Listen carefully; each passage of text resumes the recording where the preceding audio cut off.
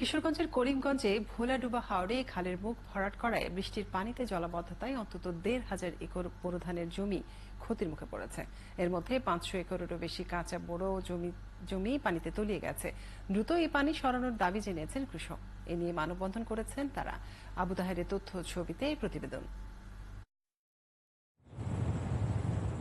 কয়েকদিনের বৃষ্টিতে জলাবদ্ধতা সৃষ্টি হয়েছে কিশোরগঞ্জের গুন্ধর ইউনিয়নের ভোলাডুবা হাওরে। এতে ক্ষতির মুখে পড়েছে ১,৫০০ একর বোরো জমি। কৃষকরা জানিয়েছেন এরই মধ্যে ৫ শতাধিক একর বোরো জমি পানির নিচে তলিয়ে নষ্ট হয়েছে।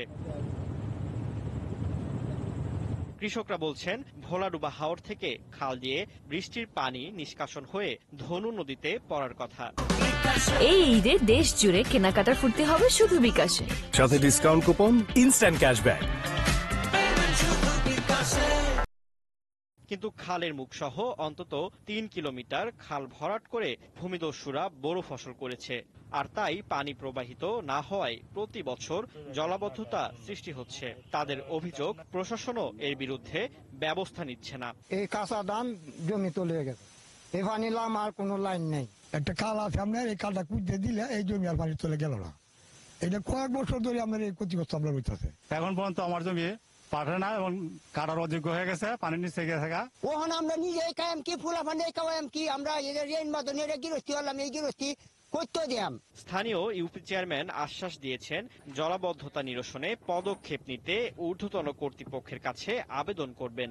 হাওরের বন্ধের বিষয়টা আমি উদ্যত কর্মকর্তা বলবো, এটা যাতে সমাধান করা হয়, কৃষকরা যাতে নির্ভয়ে ধান বাড়িতে নিতে পারে। আর এ বিষয়ে তদন্ত কমিটি করে ব্যবস্থা নেওয়ার আশ্বাস দিলেন উপজেলা নির্বাহী কর্মকর্তা। গুন্ধর ইউনিয়নে শুধু ভোলাডুবার যে বিষয়টি আছে সেটি আসলে আমাদেরকে কেউ অভিযোগ করেনি এখন পর্যন্ত, আপনাদের মাধ্যমে জানতে পেরেছি। তো আমরা বিষয়টি তদন্ত করে বিষয়টি কিভাবে সুন্দর সমাধান করা যায় সেই ব্যবস্থা গ্রহণ করব। গত ১০ বছর ধরে জলাবদ্ধতায় ক্ষতিগ্রস্ত হচ্ছেন হাওরের কৃষক। তবে তারা বলছেন এবছর ক্ষতির পরিমাণ বেশি। ফারদিন নীরব, ৭১।